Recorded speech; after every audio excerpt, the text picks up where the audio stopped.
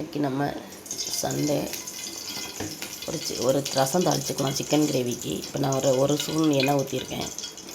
இந்த பக்கம் முட்டை வேகுது. இப்போ இந்த பக்கம் புளி தக்காளி கரைச்சி வச்சுருக்கேன். இந்த பக்கம் மிளகு சீரகம் பூண்டு பச்சை மிளகா கருவேப்பிலை பொடி பண்ணி வச்சுருக்கேன். இப்போ இந்த பக்கம் நல்லா அந்த பொடி போட்டு நல்லா வதக்கி வச்சு வச்சுருக்கேன்.